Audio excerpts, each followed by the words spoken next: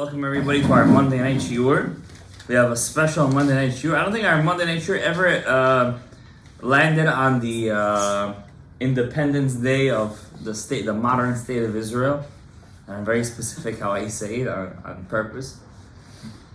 Our shiur, just before we start, is Lahatzlachat Yosef ben Avraham. Hashem yirech oto b'zivug agun, bracha yisher gedola. May 41st pizza be successful on Collins Avenue. Every time you're in Miami, that's the place to go, by the way. I'm not joking. And may Hashem bless him with kol brachot, the kol yishur, the kol hatzlachot. Second of all, our shiur is Leilui Nishmat Shura Yeshua Bat Osnat Ruach Hashem Tinicheh Began Eden. Amen. And also Latzlachat Yitzchak ben Rachamim Menashe. Hashem yirech with kol brachot, the kol yishur, the kol hatzlachot. Listen, alright? Amen. Thank you to all the sponsors. It's not something simple to sponsor a Divrei Torah. Because we're on the Independence Day, the 76th Independence Day of the modern state of Israel, and we're going into the 77th year, which is Gematria Mazal, and we all know in Judaism that numbers have meaning. So therefore, we have to speak about, is the state of Israel legitimate? The question of tonight. Is the state of Israel legitimate, or is the state of Israel not legitimate? And I'll give you two sides of the scale. Number one, I came today to the shiur, and right away, our cameraman over here, he doesn't just capture the shiur, he also captures other things. He shows me a video of a certain type of Jews with peot and kukuli and everything, and they look Hasidim. That means Hasid. Guys, what's Hasid mean? Hasid is the highest. No. If you call yourself a Hasid, that means you're the top of the top. You serve God the most stringent way possible. If you call yourself a Chassid, you have to be ready to live up to that standard. Exactly, that status. And therefore, even one small move could be a Chilul Hashem. Now, it doesn't mean, everything I do is going to Chilul Hashem, I shouldn't grow in Judaism. No. Don't play the Lahavdil, the devil's advocate. You have to know that you have to grow in Avodat Hashem, and you can't play games with Hashem. So if you're a Chassid, if you're a Chassid, if you're a Hasidic Jew, it doesn't matter, people are watching you. And especially Goyim are watching you. More than the Jews watch you, the Goyim watch you. So, he showed me a video of that happened today, I think. Am I right? It was today? Yesterday. I don't do it all the time. That these Hasidic Jews went to I forgot what's his name, I think Raruni, something like that. Raharuni. And they went to him and said, listen, we want to say we support the Iranian regime against the state. So we're anti-Zionist. And Raruni raised today, we're an interfaith dialogue. We're the Persian race. We love. Jews live in our country. And we're happy to see that there are Jews that are anti-Zionist. So it's on one hand, it looks like a Chilul Hashem. But what do these Jews say? Who says the state of Israel is legitimate under God? Who gives them the legitimacy under God? And does that excuse them doing a Chilul Hashem? No, absolutely not. But in ideology, are they correct? That who gave the Israeli state a right? The Jews, the right to establish a state without a prophet. So now we have to go to a question. If you say I need a prophet, what does that really mean? Mashiach. That I need Mashiach. If I need Mashiach, that means you have to be religious. If you're religious, then I can't do whatever I want. Okay. So it's not so black and white anymore. Now, on the other hand, we have Jews, Kal Yisrael. Not only is it legitimate, they say, not only is it legitimate, the state of Israel in 1948, but the fact that a Jew goes to the Israeli army and he fights and he dies. He dies on Kiddush Hashem. If he dies, he's dying on Kiddush Hashem. You guys hear what I'm telling you? That means every Jew has to enlist today, because the death of an IDF soldier is the highest thing that a person could reach. Wow. According to them, according to the second hand of the scale. And not only that, Rav Dov Cook of Tveria says that if you daven on his grave, it's like you're davening on the grave of a tzaddik, and you can ask your wishes over there, especially Ahavat Yisrael, love of all the Jews, because he went to fight for the love of all the Jews. And not only that, they say that when in 1948 they established a state, who let them establish a state if it wasn't Kadosh Baruch Hu? Do you guys know how the state was established? Right after the Holocaust, out of the pain, the world, there was a very nice democratic president for the Jewish people. His name was Harry Truman, Gematria Koresh. You guys know who Koresh was? Yeah. He was the king. I'm not joking. Cyrus. He was the king that let the Jews go back to Israel. And it's very funny. Harry Truman is the same Gematria as Koresh. He decided to help the Jews in the United Nations. The world, 194 countries, plus, give or take, they will agree to establish a Jewish state. And the president of that Jewish state, he looked like a burnt Albert Einstein. I don't think he was as smart, but he was definitely as sneaky. Ben Gurion got up there. He held the Tanakh in his hand. In his final words, he said, "You guys are all Kritmachs. You guys are all Muslims." And this guy didn't believe in Hashem. You guys say that you believe in the quote-unquote Old Testament. Here is the Old Testament. Why did Hashem start the world with Bereshit? Because he wanted to say the history, how the Jews got Eretz Yisrael. It was a big tumult. Not all the countries voted, but they had a majority. And it was something never heard of ever again. What's the proof? Ever since then, you guys know what's going on in Sri Lanka, in Africa, in Indonesia, in Algeria, in Ukraine, for the love of God. Does anybody say anything? Do they condemn the other? No. Every condemnation of the United Nations is against what? That means it wasn't. That means they didn't. It was like they were bewitched. How did they agree to it? But they agreed. Once they agreed, Kal Yisrael, they had that chen, that charm from the Amim, that permission, kabutabi, and they went in. And they took everything. But HaKadosh Baruch Hu wanted to give them more. He wanted to give them Yerushalayim. He wanted to give them the north of Israel. He wanted to give them the West Bank. He wanted to give them Gaza. Everything he wanted to give them. 1967. 20 years later. 4 armies.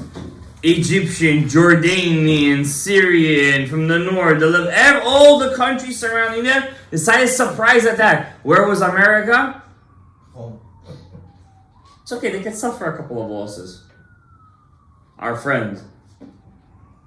They decided we're going to attack. We're going to take back the whole thing back. Al-Mujahideen. For Muhammad, the Prophet. Remember, the only thing a Muslim hates is the loss of land. They went, it was a miracle upon miracle upon miracle. In 6 days, not only did they win, they got the Sinai Peninsula. They got the West Bank, they got Gaza, they got the Galilee. You know what Israel looked like back then? Like the biblical Israel. If you open up the book of Yecheskel, after 1967, that's how Yecheskel looks at Israel in the future. That's exactly how Israel was supposed to look like. And the Lubavitcher Rebbe of blessed memory said, what did he say? Don't give back a piece of land, he said. Yes. There was a big fight. And they went to the Lubavitcher Rebbe. And he said, don't give back a piece of land. And who said to give it back? I'm not going to say his name. Because he's a big rabbi of the Sephardim.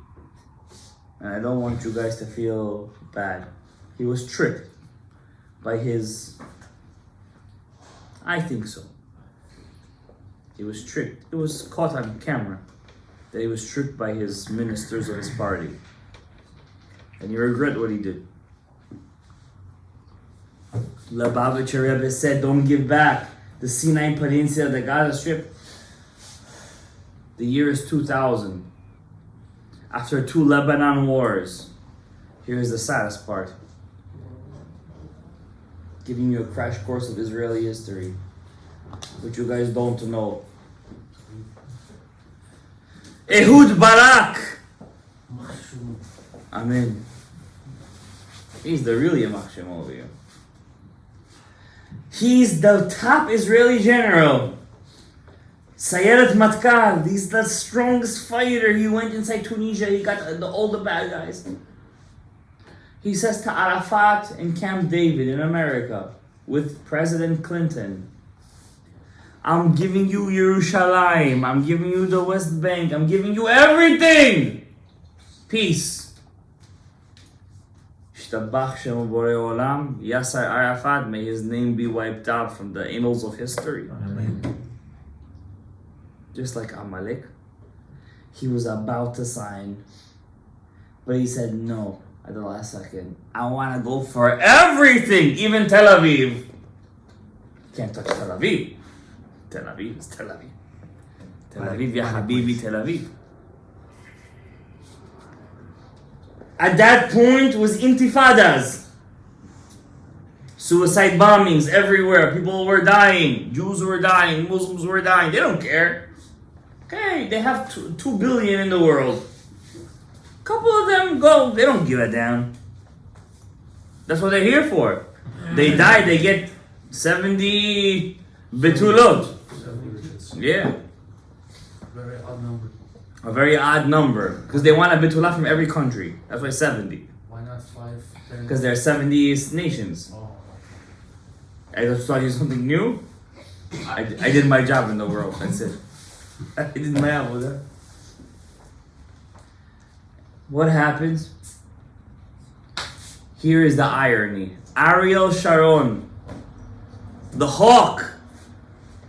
He's a hawk. He's not a dog. He's a hawk. He's a right-winger. He says, "Gotta get rid of Ehud Barak."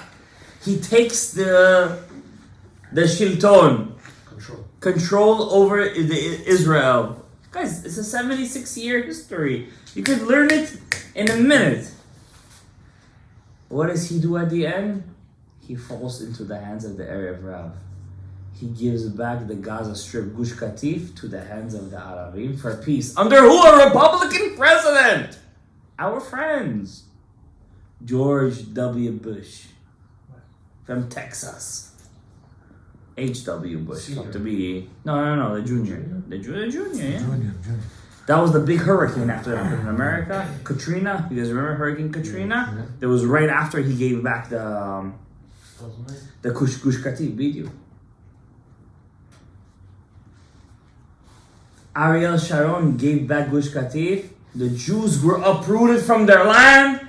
Ovadia Yosef, who knew what happened, he got up and he said, "Yipol velo yakum." It's on video. He should fall and never get up.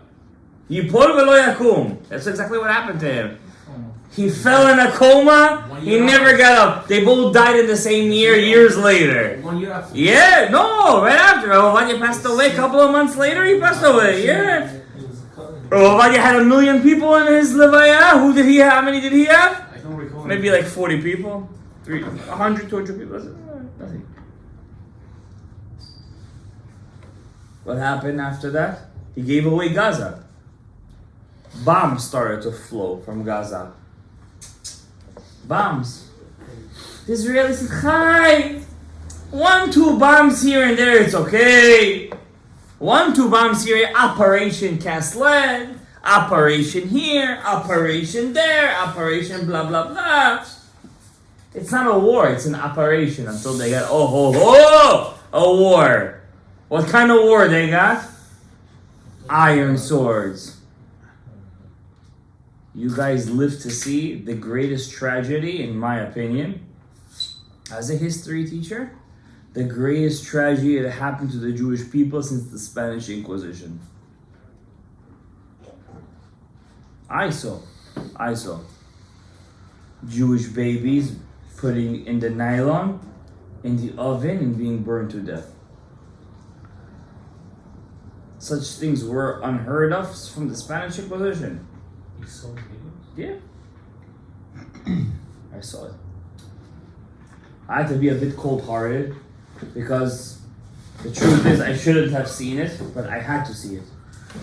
Because if I don't tell you guys these things, then you guys will forget. And it's an isser to forget what they did to us on Simchat Torah, on the day that we finished the Torah. It's an isur. If you ask me, we do oraita of Zechor Yemot Olam, remember your days. Parshat HaAzina. These Rishaim, and I can tell you where you can find these things too, but that far I won't tell you. I'm not gonna tell you. Maybe private, no. You have to have a heart of stone. And we're here sitting after the greatest tragedy of the Klal Yisrael. It's not a joke, Rabbi said. It's not a joke. You're living in a time that the Nevi'im said, the Tanaim and Amoraim said, he will come, Mashiach. I don't want to see him. They didn't want to see this kind of time. You know, there is the greatest, I'm not telling you, Chashal, take me in the right context. The greatest kaf zechut you could say to Klal Yisrael. Not my words, or Salman Musafi's words. The biggest mikubal. The greatest kaf zechut you could give to Klal Yisrael. You know what? The Gemara says, Mashiach will come in a generation, either they're all zakai, or either they're all guilty or they're all innocent. How do you have a generation that they're all guilty? Well, if they're all doing shtuyot. How do you have a generation that they're all innocent? I understand the guilty part. Everybody did an avera once in their life. How do you get a generation where they're all innocent? You know how? I'm flipping the table. It was worth to come to the shul just to hear this. I thought of this for very long. That's our generation. We're all innocent. I'm not saying Chashon, you're not chayav to do mitzvot, that's not the point. Understand what I'm telling you. How are we all innocent? And we're all zakai for Mashiach in the Geula. You know why? What makes a person chayav? Guilty. If he, halachically, if he was warned by, let's say, Adam and Chava, by the Creator, not to do it, right? He was warned, don't do it. So, okay. But we live in a generation that we lived through 2,000 years of exile. The Ramban, Nachmanides says, after 1,000 years, we were supposed to have Geula already. It was supposed to be done. All this time right now is just pushing off. All the rabbis had dates already. It's all pushing off at this point. At this point, it's all a push off. It's been so pushed off so far that we're chayav. We're chayav to have Geula right now. And the Rosh doesn't give it because we don't want it. Because life is too good. Who here is ready to go up 3 times a year, close his shop? Besides for Pesach, besides for Chanukah, Purim, and to take 4 rams. Watch what you say.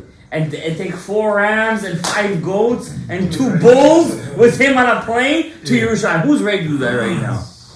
Heck no, nobody's ready. Come on, stop it. Nobody's ready. We don't even know what. If we would see a cow 2 feet away, we would go to the bathroom right now. He would speak with him.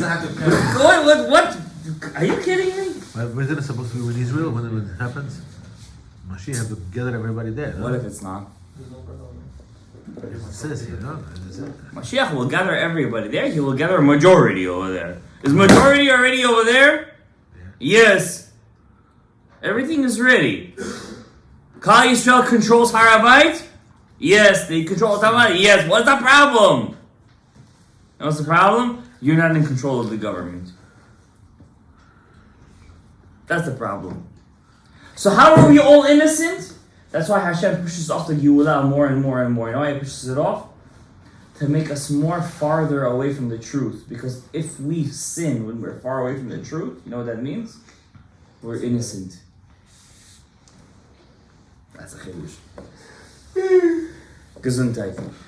If we don't know, if we didn't see, guys, do you think I'm making up this chidush?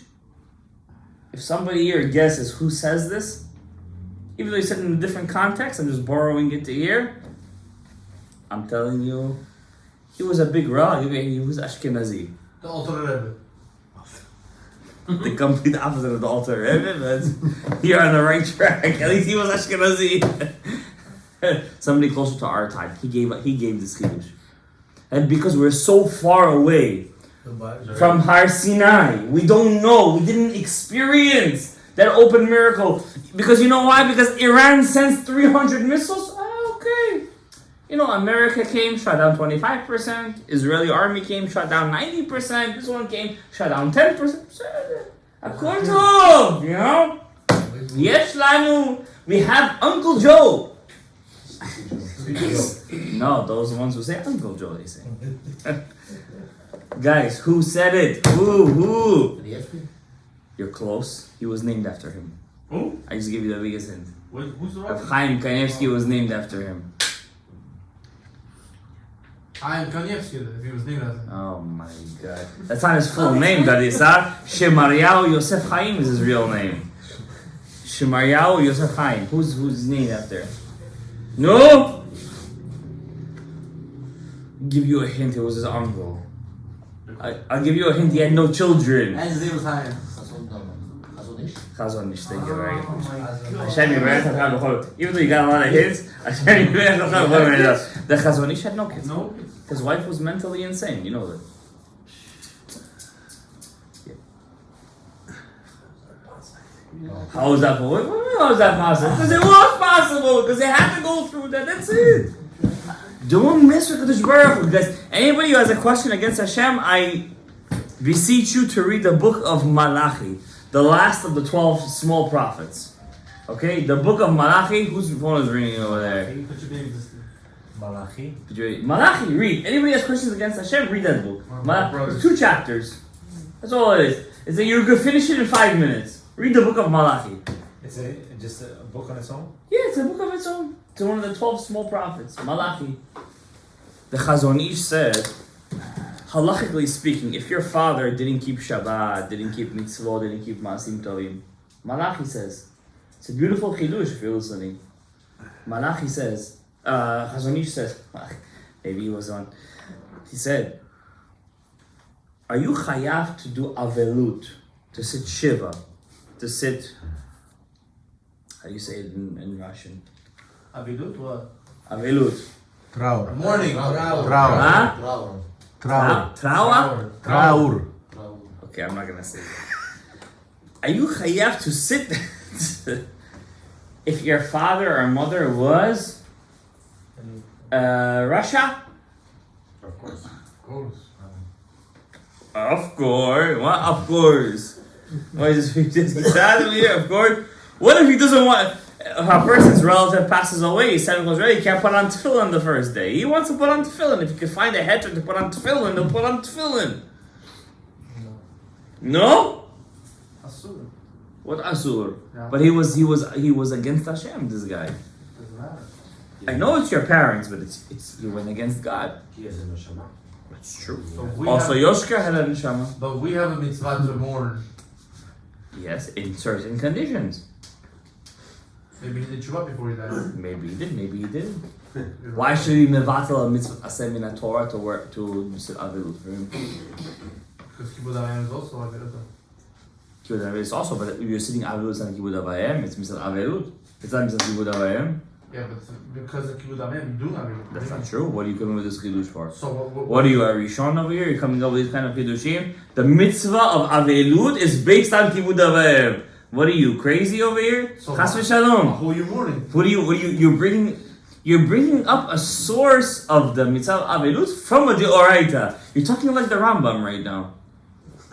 The Rishonim didn't dare say such a thing. You're saying such a thing? You can't say that, I'll tell you why. You have a nice point. You can't tell it. You know why? Because api apshat, person is dead. You have no mitzvah to respect him anymore. Question.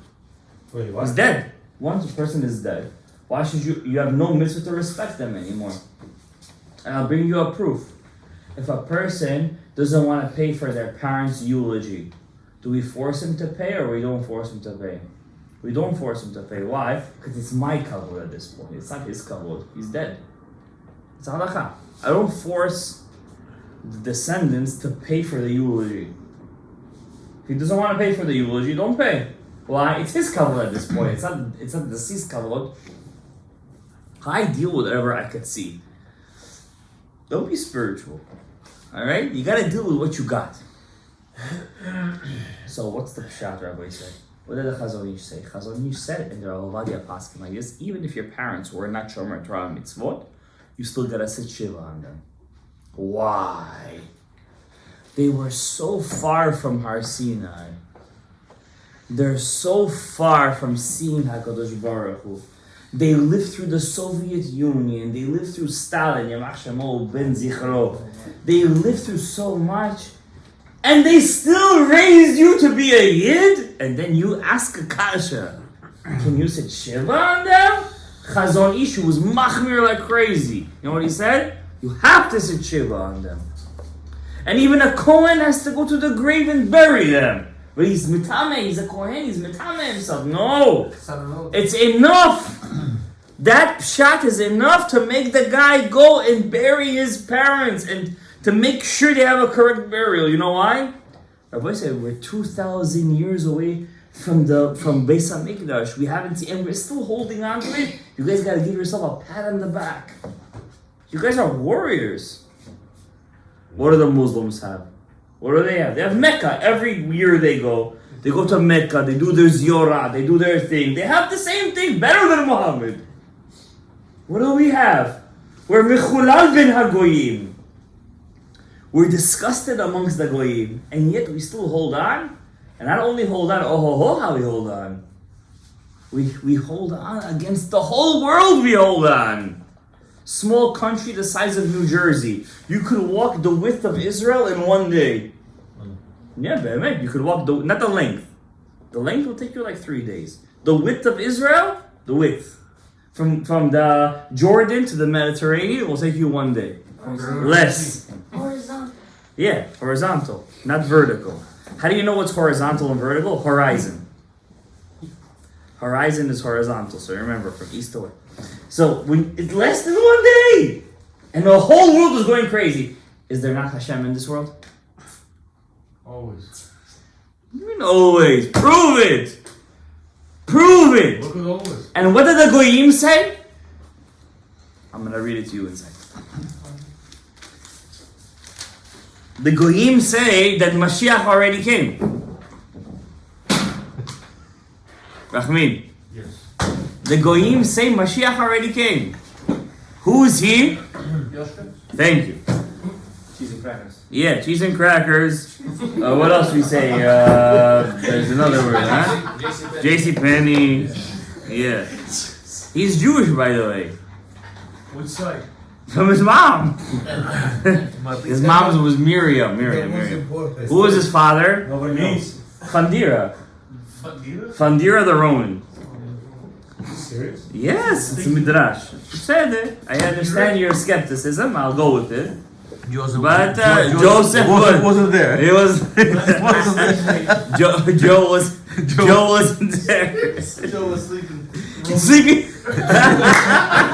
Sleepy Joe. Ay. Vidame Hashem Moshe Lemor.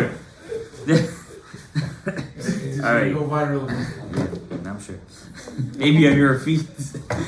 So it says over here, there was a guy And more, our parasha. He's the son of a Jewish girl, and his father was Egyptian, and he went to fight with a Jewish guy. It's the time of Moses, and he cursed the Jewish guy, the son of the Jewish girl, cursed the fully Jewish guy. He cursed God's name. He cursed God's name. How do you curse God's name? God forbid. You actually use Yud Kei Vav Kei, and you say Yud Kei Vav Kei is cursed. I didn't hear something like that. He did that. He basically said that Yud Kei Vav Kei is another one of the, God forbid, the deities. That's what he said. So, they didn't know what to do with the guy. So they took him to Moses, Moshe Rabbeinu, and he said, and the Torah decides to name his mother Shlomit. Shlomit. She's from the tribe of Dan. They put him in Mishmar. What's Mishmar? In jail. Thursday. Prison. I don't want to swear that I say that. When you learn Mishmar Thursday night, you break through the Mishmar, you destroy that, whatever his name was. So God said, take out the cursor of my cursor and stone him to death. Until every Jew, any Jew that God forbid curses me in my name, Yud Kei Vav Kei, Kill him. just kill him, stone him. That's Avodah Zarah. That's Chilul Shabbat. And then the Torah goes to juxtapose. If you hurt somebody, you gotta pay him. If you kill an animal, you gotta pay it. An eye for an eye, tooth for a tooth, a broken appendage for a broken appendage, a blemish for a blemish. You hurt somebody, it has to happen to you. So what did Moses do? Moshe Rabbeinu, our teacher, did after this. He took the cursor of God, God's name, Mamash. He took him out and he stoned him to death. Okay, very beautiful, nice story, seemingly forgotten. It's literally a sentence. Alet Maftir, if you want to take it this week. Says Rabbi Yehuda, that guy who cursed God, that was death by stoning, he's the reincarnation of our greatest judge, Samson, Shimshon. Just as this guy was born from a goyim, a non-Jewish assimilation, so too Shimshon always wanted to assimilate with non-Jewish girls. And just like he was killed by stoning in a very public and degrading way, so too Samson was killed, Shimshon HaShofet was killed in a very degrading public way. Just like he was from the tribe of Dan, so too Samson was from the tribe of Dan. Then says Rabbi Yehuda, I see that Egyptian didn't fix himself in Shimshon, but he came back in Yoshka. In Yoshka. That we're going to read this week's parasha. This guy is Yoshka himself. Imagine you put in a YouTube clip. Yoshka is the blasphemer of Parashat Emor Leviticus. If you're not going to get 1 million views on that, I don't know what's going to happen. You might get a couple of death threats through, but Yoshka was the Egyptian guy again. And just like his mom was with an Egyptian guy, his mom was with a Roman guy. Just like he was dead by public execution, he was dead by public execution. Just like he used God's name. What did they say Yoshka did? Used God's name. In this week's parasha, we have a very, very rare capability to destroy the false Mashiach. He's a false Mashiach, by the way, this guy. He's Jewish. He never meant to make himself a Mashiach, by the way. It was another Jew who made him like that. His name was Paul. His real name was Shaul. The Goyim say that Mashiach already came. What does the Torah say what happens when Mashiach comes? Nobody will fight one another. There will be world peace. The wolf will not kill the lamb. The lion will not kill the... Whatever it says over there. No violence. Yeah, no violence. What has happened ever since Yoshka came to the world? More violence. More violence. The greatest violence that humankind has ever seen has happened by his followers. In his name. In his name. The Germanic wars, the Protestant Catholic wars, the Swiss wars, Crusaders. the Crusades, the Spanish Inquisition, whatever you want to say, it's all him. How could he say that he's bring peace to the world? And the truth is, you know what he said? I'm going to bring death to the world. In the New Testament, that's what he says. You guys never read it. Don't ever read it. Did you read the part where he said the Goyim are compared to dogs? He himself said that? Yeah. I actually I never read that part. But I will be very happy to see where he says that. The Mashiach that the Goyim said never came. Why? If they say he's Mashiach, what's the proof? Our Torah. They always try to bring proofs from our Torah. But what does our Torah say? That he's not. So he's not. But if you use our Torah as a proof, what does the Torah Dosha say? The world has to be at peace. And what has to return to Klal Yisrael? Eretz Israel. Now look what I'm trying to get to. Is the state of Israel a stepping stone to the Geula? It says in the book of Ezekiel, the Krit Machs hate this book. Out of all the 24 books we have, the book of Yecheskel is their worst book. Who's the princess? Yoshka, the Yoshka guys, the Catholics, the Protestants, and all their 20,000 different denominations. The book of Yecheskel they hate the most. And the book of Yecheskel says, Klal Yisrael will return to Eretz Yisrael. Up until 1948, the church said what? We're Mashiach. We're the new Jews. Yeah, and today blacks say that. Who listens? Orange. No offense. Everybody wants to be Jewish. Everybody wants to be Jewish. We're the new Jews. 1948 happened, and what happened? In one day, the church was destroyed. In one day. The day that the world, it was B'derech Hashem, admitted, this is the land of Klal Yisrael. They didn't even know what they were saying. That day, the church was destroyed. What did the church try to do since then? To push that we still have a hold on the land. It's still not totally yours. Until Jerusalem isn't totally yours, you don't have a real say in what's happening in this land. Now I'm going to tell you guys something crazy. Jerusalem is split into 4 parts. This is what I'm saying to you. The old city is 4 different compartments. There is the Jewish quarter. That's where Klal Yisrael lives. There's the Muslim quarter. There is the Kritmach quarter, and then there's the Armenian quarter. 2 out of the 4 is Kritmach. It's Avodah Zarah. It's Yoshka. You guys say that we're fake, but we're gonna hold on, just like your ancestor held on to our ancestors' heel. We're gonna hold on to the heel until the last second. We're not gonna give you our 2 last parts of the old city. And the whole reason why the Temple Mount, after 1967, is still in the hands of the Muslims, you know why? Because,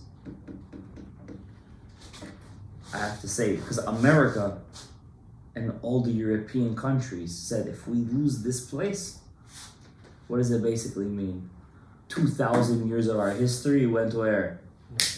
Like that, it disappeared. We killed them, we persecuted them, we did all of the fake, we burnt them in public, we destroyed them because they said they're fake.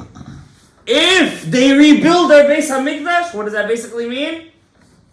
2,000 years of our history just went down the drain. We have to do everything that we can to stop them, they say. So they did everything they can to kill Klal Yisrael, to make us secular, they give us money, just be secular. Because they know, how do you fill somebody's belly? With money. But they don't know that Klal Yisrael still has that nucleus of what? Those Shamranim, those Jews who still go to Shacharit, go to Mincha, go to Haravi, and they'll never give up. And we have HaKadosh Baruch Hu on our side. So this Independence Day, 76 years, the state of Israel was needed, and it's a stepping stone in the Geula. Of Ovadia Hadaya, Rosh Yeshivat Bet El, called it Atchalta de Geula.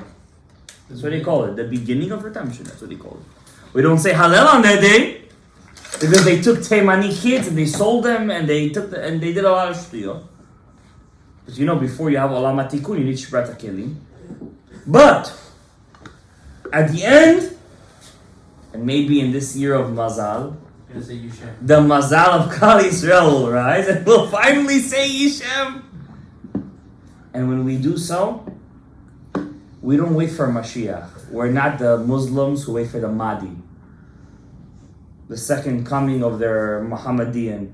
We're not the Krit Machs who wait for Yoshka, the second coming. You know what the Krit Machs say? Yoshka's gonna do all that. You know when? When he'll come back. Tada Rabba. We don't know them. We say it's gonna happen on the first, and it didn't happen yet. And when it happens, we only get to know it through these three ways. What are the three signs that the Mashiach is coming? Number one, he's gonna bring all the Jews to Eretz Yisrael. Bring all the Jews to the Eretz Yisrael. Number two, Temple. I didn't ask you. I asked him. All right. Number two, he's gonna build the Beit HaMikdash. Number three, he's gonna make Gog and Magog. he's gonna fight the wars of Hashem. And if Mashiach doesn't do these three things, guess what? He's not Mashiach. So wait for it, guys. It's coming. May the Mazal of Klal Yisrael continue to grow. Amen. And if not, we still have next year, which is Mazala, 78. And in 78, that 15 Parsons Boulevard will arise and go with Mashiach came to Klal Yisrael. And may Hashem bless all of you guys. But that was a joke. It's not. Nothing is rising. Olam kemin hagonoheg. Because you never know. These people are crazy. And Hashem should bless all of us over here with bracha, revacha, to have parnas. May we have a real independence. May Klal Yisrael be really independent. May we zocheh to bring korbanot and harabai. May the kohanim stand in their place, and the Leviim will sing their songs, and Yisrael will bring their korbanot, and we'll see Biat Mashiach Tzidkenu, and HaKadosh Baruch Hu will rule the whole world. Amen. Amen.